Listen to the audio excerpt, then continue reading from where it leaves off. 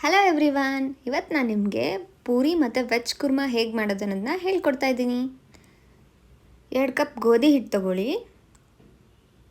ಸ್ವಲ್ಪ ಉಪ್ಪು ಹಾಕ್ಕೊಂಡು ನೀರು ಹಾಕ್ಬಿಟ್ಟು ಚೆನ್ನಾಗಿ ಕಲಿಸ್ಕೊಳ್ಳಿ.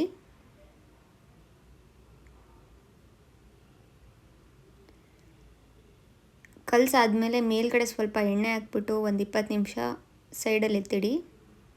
ಇನ್ನೊಂದು ಕಡೆ ಒಂದು ಮಿಕ್ಸಿ ಜಾರ್ಗೆ ಕಾಯಿ ತುರಿ ಹಾಕ್ಕೊಂಡು 2 ಸ್ಪೂನ್ ಕಡಲೆ ಹಾಕ್ಕೊಳ್ಳಿ, 1 ಸ್ಪೂನ್ ಸೋಂಪು ಕಾಳು ಹಾಕ್ಕೊಳ್ಳಿ, ಒಂಚೂರು ನೀರು ಹಾಕಿ ಚೆನ್ನಾಗಿ ಮಿಕ್ಸಿ ಮಾಡ್ಕೊಳ್ಳಿ ಸ್ಮೂತಾಗಿ. ಗ್ರೇವಿಗೆ ರೆಡಿ ಮಾಡ್ಕೊಳ್ಳೋಣ. ಒಂದು ಬಾಣಲಿಗೆ ಎಣ್ಣೆ ಹಾಕ್ಕೊಳ್ಳಿ. ಚಕ್ಕೆ, ಲವಂಗ, ಏಲಕ್ಕಿ, ಚಕ್ರಮೊಗ್ಗು ಮತ್ತು ಪಲಾವ್ ಎಲೆ ಹಾಕ್ಕೊಳ್ಳಿ. ಒಂದು ಈರುಳ್ಳಿ ಹಾಕಿ, ಅರ್ಧ ಕ್ಯಾಪ್ಸಿಕಮ್ ಮತ್ತು ಒಂದಿಷ್ಟು ಕರಿಬೇವು ಸೊಪ್ಪು ಹಾಕಿ, 1 ಸ್ಪೂನ್ ಶುಂಠಿ ಬೆಳ್ಳುಳ್ಳಿ ಪೇಸ್ಟ್,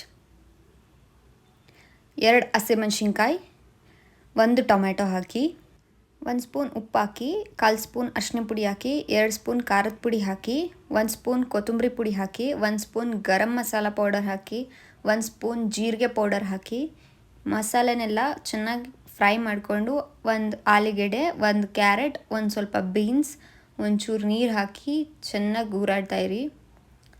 ಒಂಚೂರು ಕೊತ್ತಂಬರಿ ಸೊಪ್ಪು ಹಾಕಿ, ನಾವು ಆವಾಗಲೇ ರುಬ್ಬಿದ್ದಂಥ ಮಿಶ್ರಣನ ಇದಕ್ಕೆ ಹಾಕ್ಕೊಂಡು ಆ್ಯಡ್ ಮಾಡಿ ಒಂದು 20 ನಿಮಿಷ ಚೆನ್ನಾಗಿ ಬೇಯಿಸಿ. ಗ್ರೇವಿ ಒಂದು ಸ್ವಲ್ಪ ಗಟ್ಟಿ ಆಗಬೇಕು.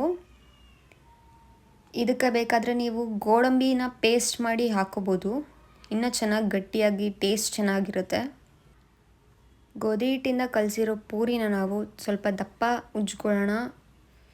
ಯಾವತ್ತೇ ಆಗಿರಲಿ ಪೂರಿ ಉಬ್ಕೊಳ್ಬೇಕಂದ್ರೆ ಸ್ವಲ್ಪ ದಪ್ಪವಾಗಿ ಉಜ್ಕೊಳ್ಳಿ. ಆಮೇಲೆ ಎಣ್ಣೆ ಒಳಗಡೆ ಬಿಡಬೇಕಾದ್ರೆ ಮೇಲ್ಗಡೆ ಸ್ವಲ್ಪ ಪ್ರೆಸ್ ಮಾಡಿ ಜಾಲರಿಯಿಂದ, ಆವಾಗ ಅದು ಉಬ್ಕೊಳ್ಳೋಕೆ ಸ್ಟಾರ್ಟ್ ಆಗುತ್ತೆ. ಜಾಲರಿನ ಪುಷ್ ಮಾಡುತ್ತೆ ಏರು, ಆವಾಗ ಪೂರಿ ಆಟೋಮೆಟಿಕ್ಕಾಗಿ ಉಬ್ಕೊಳ್ಳುತ್ತೆ. Finally puri and veg kurma ರೆಡಿಯಾಗಿದೆ. Thank you.